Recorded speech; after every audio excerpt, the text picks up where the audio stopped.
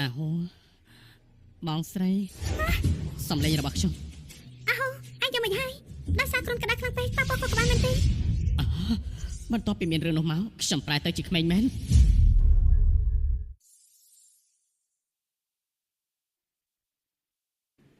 3 ឆ្នាំហើយតាំងពី3ឆ្នាំមុនមកបន្ទាប់ពីគេក្រុមក្តាររហូតដល់សន្លប់គេក៏ខ្លាចជាមនុស្សមិនសូវមុតកហើយស្អប់ការហាត់គុនទៀតផងយើងបានរកគ្រូពេទ្យល្បីៗនៅទីក្រុងឆិនចៅហើយប៉ុន្តែមិនបានផលតទៅសោះអ្នកនាងធំគ្រូសាឆិនតែងតែគ្រប់ជាគុណជាធំអ្នកនាងនឹងលោកប្រុសតូចជាខ្សែស្រឡាយចុងក្រោយនៃគ្រូសាទី3ហើយបើនៅតែបែបនេះទេខ្ញុំខ្លាចគ្រូសាទី1និងទី2រករឿងក្នុងពេលឆាប់ៗនេះហើយ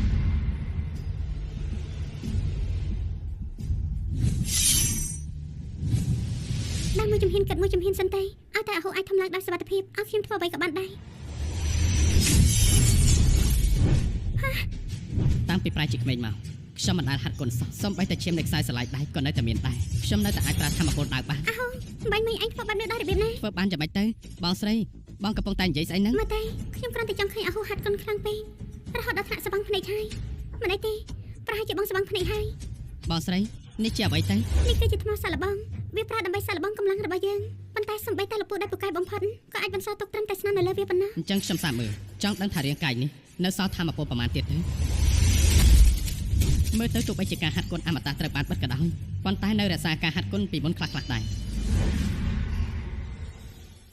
សូហូកុំពិបាកចិត្តអីអញមិនដែលហាត់គុនទេវាមិនអីទេដែលអញមិនមានប្រតិកម្មតោះទៅផ្ទះបងធ្វើម្ហូបឆ្ងាញ់ឲ្យអញញ៉ាំ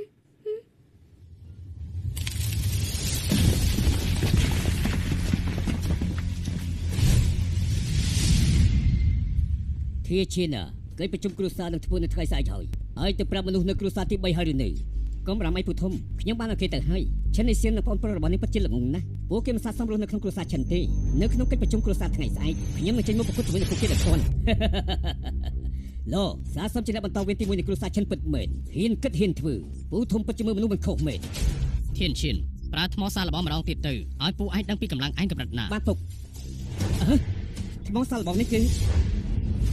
នេះថ្មនេះមិនក៏ធ្លាក់មកលើដីបានទៅមានតែអ្នកហាត់គុនដែលអាចបង្កើតបាក់បានហើយជំនាញបាក់ចេញមុខដោយផ្ទាល់តែប៉ុណ្ណោះទើបឲ្យមានឱកាសបំបីថ្មសាឡបងនេះបានមើលទៅមានអ្នកកំពូលប្រយុទ្ធចេញមុខមកហើយទៅពិនិត្យមើលទៅថាតើមានកំពូលអ្នកប្រយុទ្ធណាមកលេងគ្រួសារឈិនយើង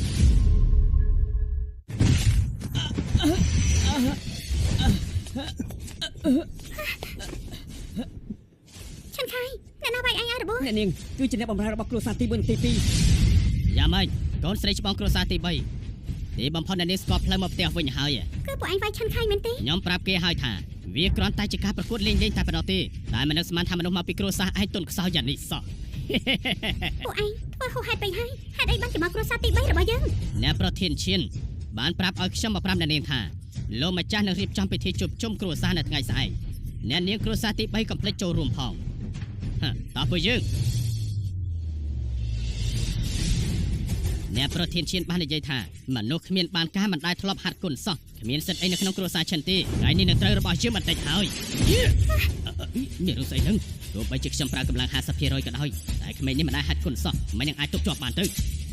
នៅមិនតាន់ដកដៃចេញទៀតទេអ្នកប្រតូចខ្ញុំគ្រាន់តែចង់សាសលបងសរសៃពួររបស់លោកទេលើកនេះខ្ញុំនឹងប្រើកម្លាំង 80% ខ្ញុំមិនជឿថាអាក្មេងនេះមិនប្រតិកម្មនោះទេមើលទៅគ្រួសារទី1ទី2មិនខ្វល់ពីគ្រួសារទី3មែនតែគួរអត់តែគេរករឿងខំមនុស្សហើយអញចង់ស្លាប់ហើ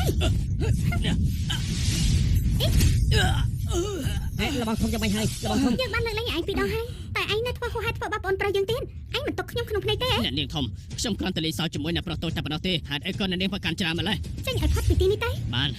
កិច្ចប្រជុំគ្រួសារនៅថ្ងៃស្អែកនាងចាំតែមើលទៅតោះយើងអាហូអញមិនអីទេខ្ញុំមិនអីទេបងស្រីកិច្ចប្រជុំគ្រួសារថ្ងៃស្អែកយ៉ាងម៉េចទៅ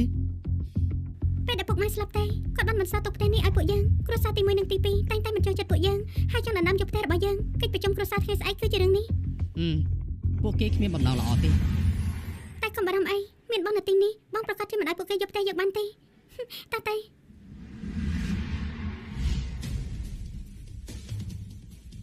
លពូធំលពូទី2ឲ្យពូរងចាំយូរហើយមិនអីទេ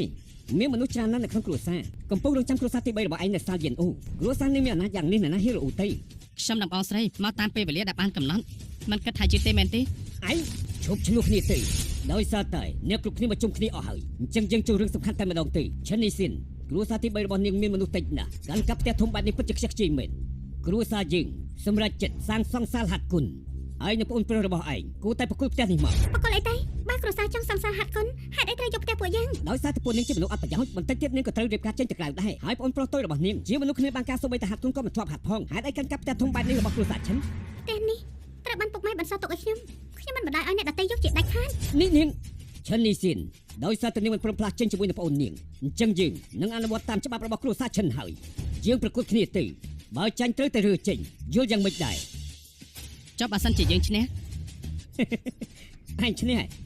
បើឯងឈ្នះឯងប្រកាសជាឯងរក្សាផ្ទះឯងបានប៉ុន្តែមានតែឯងក្មេងតូចម្នាក់និងបងស្រីឯងជាមនុស្សស្រីម្នាក់ពួកឯងសុទ្ធតែជាមនុស្សទុនខ្សោយតើពួកឯងអាចឈ្នះដោយរបៀបណាលោកកំពុងមើលងាយណានា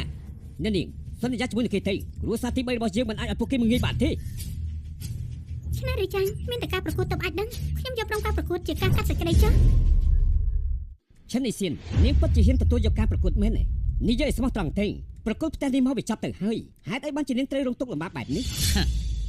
ក្នុងចំណោមអ្នកចំនួនក្រោយនៃគ្រួសារឈិនអ៊ីសៀនគឺជាមនុស្សដែលអន់ជាងគេហើយនាងហ៊ានសំឡាងសាយវៀនប្រកួតទៀតនាងពិតជាមិនស្គាល់ពីកម្លាំងខ្លួនឯងមែន អាហូអញគឺជាកូនក្មេងអញមិនពាក់ព័ន្ធក្នុងរឿងនេះទេទុកឲ្យបងស្រីជាអ្នកចាត់ចែងចុះ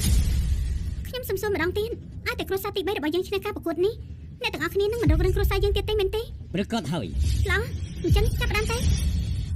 ច្បាប់នៃការប្រកួតគឺភាគីនីមួយៗបញ្ជូនបេក្ខជនម្នាក់ឲ្យឡើងសាយវៀនរហូតដល់ភាគីម្ខាងទៀតគ្មានមនុស្សអាចប្រកួតបានការប្រកួតចាប់ផ្ដើមលោកពូខ្ញុំនឹងទៅប្រកួតជាមួយនាងកុំធ្ងន់ដៃពេកអីណាលោកពូកុំបារម្ភអី លោកប្រុសតូចពិតជាចេញមកប្រកួតដោយផ្ទាល់មែនគាត់ជាមនុស្សទី1ក្នុងចំនួនក្រោយនៃគ្រួសារឈិនប៉ះជាមួយមនុស្សស្រីនៃគ្រួសារទី3វាមិនងាយស្រួលពេកទេ អ្នកប្រុសធាឈិនជាអ្នកខ្លាំងម្នាក់ដែលអាចបន្សល់ទុកស្នាមបាត់ដៃរាក់រាក់នៅលើថ្មសាល់បងបានសូម្បីតែចាស់ទុំភាគច្រើននៃគ្រួសារឈិនក៏មិនអាចប្រកួតជាមួយគាត់បានដែរចេញមកប្រកួតជាមួយនឹងឈិនអ៊ីសៀនដោយផ្ទាល់មែនហេតុអីត្រូវប្រាញ់យុទ្ធធំទៅសម្រាប់មាត់ធ្វើអីឈិនអ៊ីសៀននាងមិនចង់ប្រកួតផ្ទះនេះទេមែនទេអញ្ចឹងខ្ញុំនឹងវានាងរហូតដល់នាងព្រមប្រកួតវាឯងគឺជាមនុស្សរបស់គ្រួសារទី3មែនទេកុំថាខ្ញុំធ្វើបាបឯងឲ្យសោះក្រៅពីឯងតើមាននរណាទៀតនៅក្នុងគ្រួសារទី3គឺខ្ញុំទៀត នឹងមាននរណាទៀត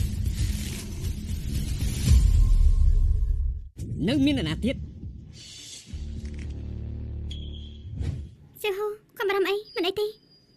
មើលទៅដូចជាពួកឯងគ្មាននរណាទៀតទេគ្រួសារទី3ពិតជាពោពេញដោយមនុស្សចាញ់ព្រៀបគេមែនមានមនុស្សតែ2នាក់ប៉ុណ្ណោះដែលហ៊ានឈរចេញមកអញ្ចឹងកុំខ្ជះខ្ជាយពេលវេលាអ្នកទាំងអស់គ្នាទៀតអីពួកឯងតែ2នាក់ចូលមកជាមួយគ្នាមកពិតជាក្អឹកខ្ទមមែនតោះចូលជាមួយគ្នាបើពួកយើងចូលរួមគ្នាក៏មិនប្រកាសថាអាចឈ្នះគេដែរឡោះតោះយើងចូល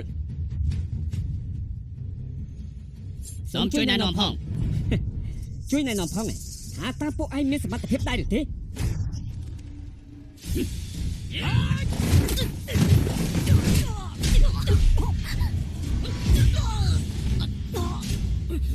យ៉ាងមិននឹងតែពីដៃក៏ដួលទៅហើយមនុស្សគ្រួសារទី3ពិតជាទុនខ្សោយណាស់កម្លាំងប៉ុណ្ណឹងសោះមិនស្មើអ្នកបោះភ្នោនៃគ្រួសារទី2របស់យើងផងយើងនឹងប្រយុទ្ធជួយឯងហើយ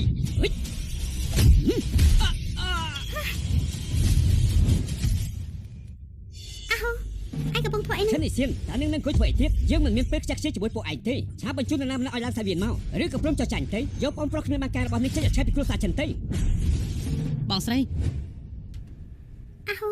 អញកុំបារម្ភអីបងស្រីនឹងការពារផ្ទះពួកយើងឲ្យបាន ផ្ទះរបស់យើង មែនហើយផ្ទះរបស់យើងចាំបន្ទាប់ខ្ញុំនឹងប្រកួតជាមួយឯង